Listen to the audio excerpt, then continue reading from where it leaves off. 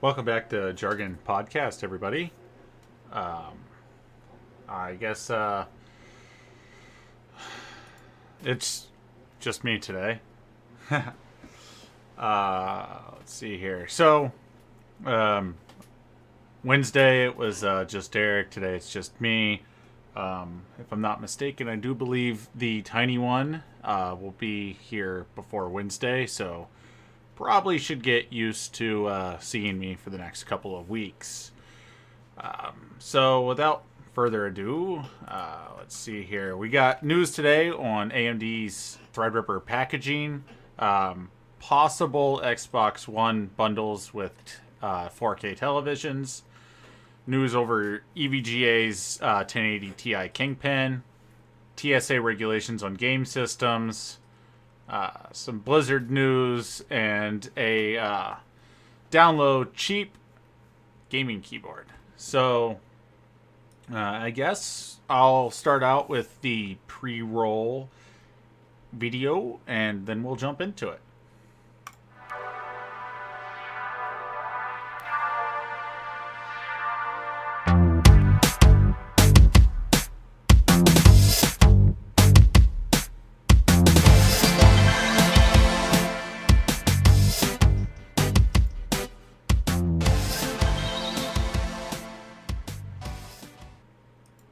All right. So, I guess that was that. So let's jump right into it with AMD's Threadripper packaging. Let's see here. Is that the one? That's the one. All right. Clickety click click. So AMD's Threadripper packaging, as we can see here, the chip comes in a large curved box. Seems to be made of an alloy material, and has either plastic or glass covering the front, which is engraved with the Ryzen Threadripper label and logo. The material looks more like a hard foam or composite material in Derek's opinion. And as you can see here, it's freaking huge. Freaking huge. So, some Threadripper Cinebench scores and whatnot.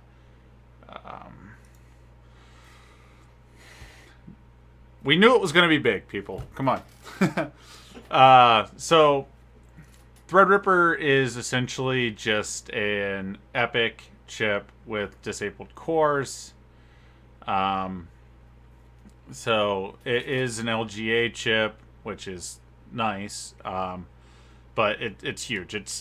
It's server grade hardware being sold on the consumer market. So, of course, the packaging is big, and they were going to go all out. Like, we're talking about a $1,000 piece of equipment. Like, there's a lot of computers on the market for the same price as this one piece. So, I guess it's really about all there is to cover on that. So we'll jump into Derek's second story here. Let's see here. Xbox One X. Xbox One X pre-orders coming soon. Possibly be able to do that with 4K TVs. So Xbox head Phil Spencer gave some insight into Xbox One pre-orders in a series of tweets. See here. Any word on when the Xbox One X pre-orders will be released? I want to make sure I can get one. I can't wait. Our plans to blah, blah, blah, blah, blah. Yeah, as you can see here. So, the big one here, the one we're talking about, is this one here. Any plans to bundle a 4K HDR TV with the Xbox One X? And Phil Spencer responded with, yeah, you've seen some of these with S, and I'm sure you'll see some with X. So, I guess the way that you could take that is, yeah, you've seen some of these with Sony. I'm sure you'll see some with Xbox. If that wasn't obvious enough already. No exact dates were given, but Phil said not too much longer.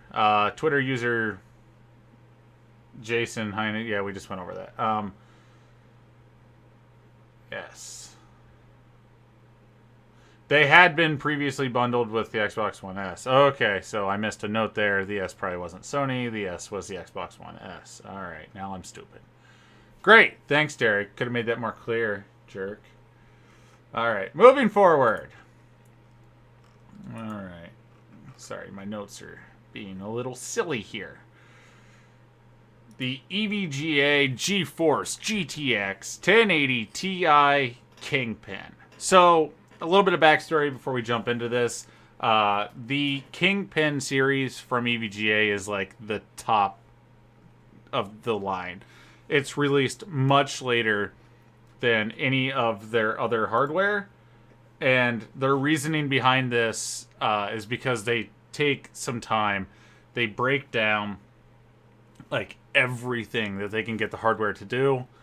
And then they build the cooler and the shrouds and everything around maximizing all the performance that it can get out of the box. So when you put the Kingpin in your system, it's pegged.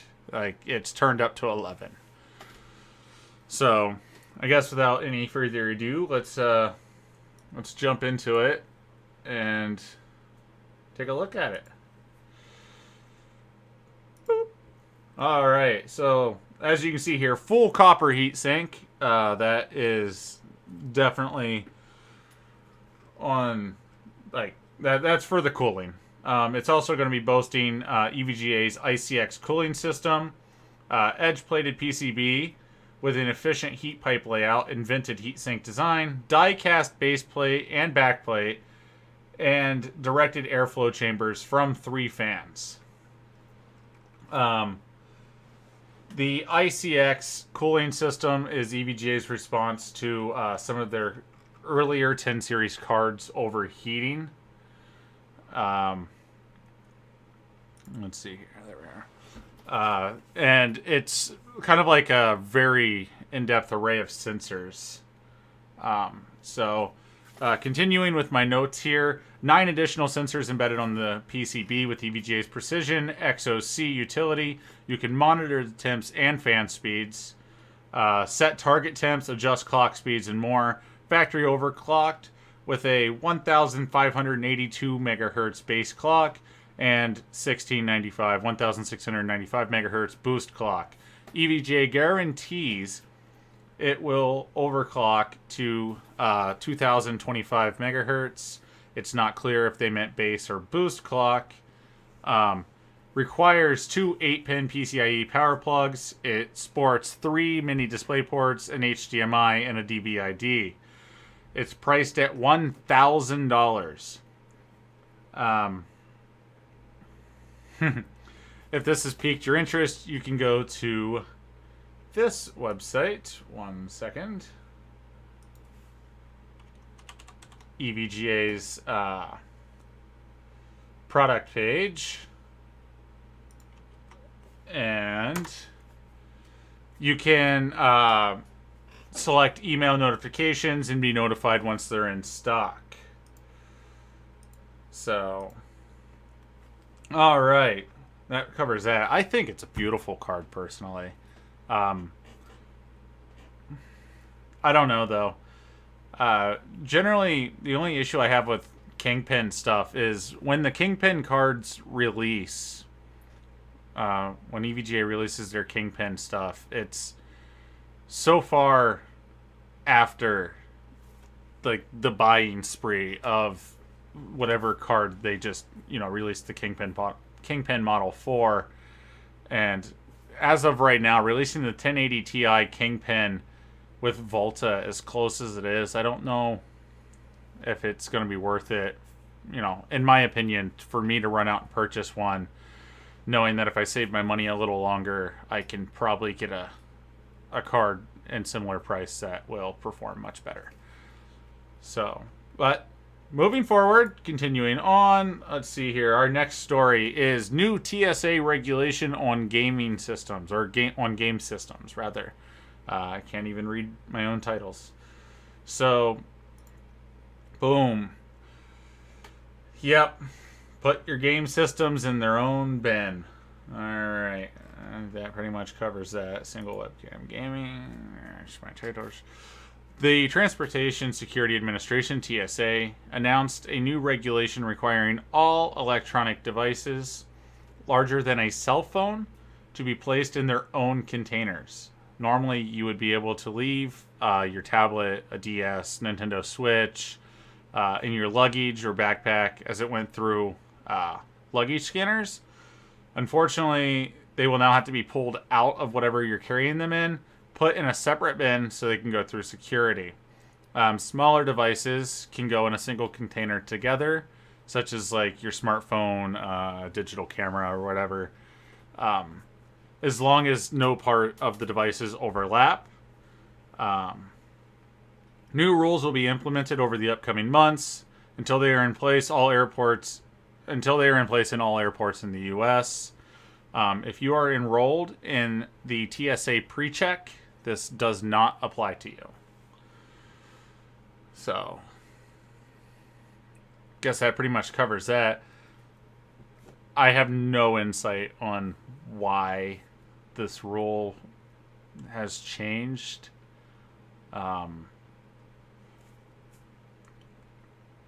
Possible, maybe the devices were interrupting the way the scanners were going through bags and people could hide objects under them or something. I'm not entirely sure, honestly. So we'll move forward instead. Let's see here.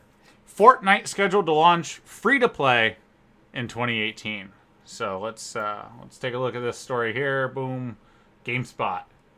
All right, and a second one here that covered some better details about everything that was available. So, all right. A current date is unknown, but it has been announced that Fortnite will be free to play in 2018. Recently, it released early access on PS4, Xbox One, and PC. It is currently only playable if you purchase the paid version, which is available in tiers. The available tiers are the $40 standard package, a $90 super deluxe edition, and a $150 limited edition access. So, what these include are the $40 standard edition is game access, 4 exclusive in-game banner icons, 6 daily loot pinata packs, and exclusive Founders Loot pinata pack. I'm sorry, I missed the $60 deluxe version here. $60 deluxe version includes game access, rare starter hero pack, 8 heroes. Rare starter weapon pack includes 4 weapons and 1 trap. Exclusive Founders pistol, 10 exclusive in-game banner icons, 24 daily loot pinata packs, 4 exclusive Founders Loot pinata packs, 5 immediate loot pinata packs, 10 XP boosts, 10 giftable XP boosts for friends, and 50 extra vault inventory slots. The $90 Super Deluxe Edition game access is you got game access, 1 standard edition for friends, 2 exclusive in-game defenders, rare starter hero pack, 8 heroes. Rare starter weapon pack includes 4 weapons, 1 trap. We've been over that. Exclusive Founders pistol. Exclusive Founders chat channel. 15 exclusive in-game banners. 36 loot pinatas daily. 6 exclusive Founders. 5 immediate loot pinata packs. 20 XP boosts. 20 giftable XP boosts for your friends. And 100 extra vault inventory slots. And you can guess it, the $150 limited edition is even more. Game access, 1 exclusive epic weapon, 2 digital standard editions for friends, 2 exclusive in-game defenders, 2 exclusive legendary heroes, 10 extra backpack inventory slots, rare starter hero pack with 8 heroes, rare starter weapon pack includes 4 weapons, 1 trap, exclusive Founders pistol, exclusive Founders chat channel, 20 exclusive in-game banner icons, 72 daily pinatas, 12 Founders pinatas, 15 immediate loot pinatas, 40 XP boosts, 40 giftable XP boosts, and 200 extra vault inventory slots. So there you go. That was a lot of information. I got bored halfway through. I'm sure you could tell in my voice. I'm sorry about that. I guess I'm moving a little quick here without Derek. Nobody to chat with back and forth. So, unfortunately, I'm down to my last 2 stories. So, looks like we got a really short stream today. I'm sorry about that. But moving forward, Blizzard plans to increase their penalties in Overwatch. So, we've been seeing this with a couple of other games as well. Excuse me. Got to get my stream Red Bull in. So we've been seeing this in other games where penalties aren't severe enough and players are just having a bad time dealing with the jerks in the community. So Blizzard's planning on taking a step forward to try and counter this. So, boom. Blizzard promises increased penalties for bad behavior in Overwatch. Yep. So you can see that there. There's the article. You're coming back to me because I'm talking about this. Blizzard plans to increase the penalties against those with verified reports of harassment, spam, griefing, match inactivity, AFKing, unsportsmanlike play, and more in Overwatch. Over the next year, that's a long freaking time, Blizzard, step up. Over the next year, they plan to invest more into their in-game reporting and player penalty system. Currently, you can report players engaging in bad behavior. The players, if found in violation, will be silenced, suspended, or even banned from the game. Possible additional improvements may include scaling competitive season bans, adding a notification system that'll send an alert when a player you have reported is actioned, and functionality that will allow Blizzard to penalize players who abuse the in-game reporting tool more aggressively. As of right now, the player reporting feature is only available on PC, but Blizzard plans to enable a similar system on PS4 and Xbox One versions of Overwatch. So, as I just said a second ago, step up your game, Blizzard. An entire year to roll this out, like, come on, Overwatch has been out for over a year already. You should have stepped up a long freaking time ago. And I'm not just yelling directly at Blizzard here for Overwatch. I'm yelling at, like, PlayerUnknown Battlegrounds. We talked about them in a previous stream where they're having issues with people as well, and they're doing stupid things with their punishments. And some of this is ridiculous because they're making Call of Duty's reporting system look good, and it was terrible. Just step up your game, guys. All right, and unfortunately, to our last article, Rio Toro releases Ghost Rider Classic Gaming Keyboard. So let's take a look at that. This is it. It's very nice. USB pass-throughs, raised keys. It's very pretty. Very, very pretty. All right, back to me. Most affordable product in their keyboard lineup, in the Ghost Rider series anyway. That's saying something. It includes many of the features that the other Ghost Rider keyboards have. However, this one, the Ghost Rider Classic, uses membrane instead of Cherry MX mechanical switches to keep the price low. All of the keys are backlit with multicolored rainbow LED lighting options. 2 pass-through USB ports on the rear of the keyboard. I commented on that. There is no full in-key rollover, but it boasts an input matrix optimal for gaming. I have to take their word on it until I can get my hands on one. Up to 25 keys in a cluster arrangement to prevent ghosting or prevent input registration. There is a scroll bar on the upper right hand side of the keyboard right here that allows you to control the volume. And right under that, down here on the small control bar, you have media control features, including a mute key. And it is available worldwide at select retailers for $50. So if you're looking for a nice gaming keyboard with some small features and functionality that allows you to step in there with that affordable price tag, this might be a keyboard worth looking into. But on that same note, I've got the Logitech G710 Plus. Let me actually pull up that real fast here, because it's mechanical switches, and it was also really cheap when I bought it.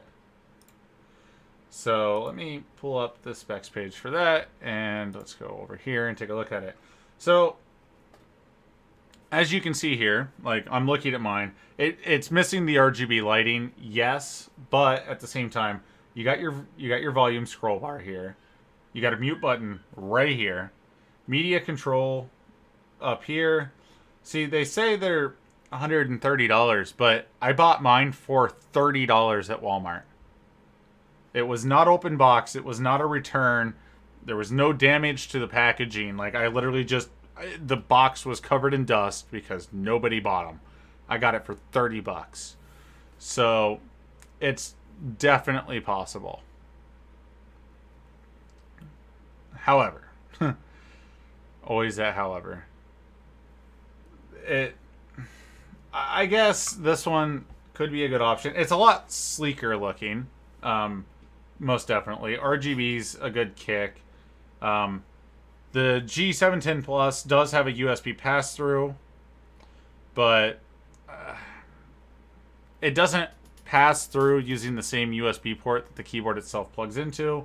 I don't know about this one here because it doesn't show it, but the 710 Plus has two USB ports that come off the end of the cable. It looks like they're not going to show it on the product page either. Either way, I see there's pros and cons, but at the same time, no, like using the G510S for as long as I did, that had membrane keys as well, and it was full RGB spectrum key backlight, versus this one right here just having white LEDs and the mechanical switches. I'll take this one every time. The mechanical switches are far better than membrane. So that's just my opinion on the matter. However, unfortunately, that's everything I got. Without Derek here for the back and forth banter, this became very informative and probably a little boring. I'm sorry about that. So if you liked it, hit that like button. If you think it's something that your friends or family would be interested in, definitely share it.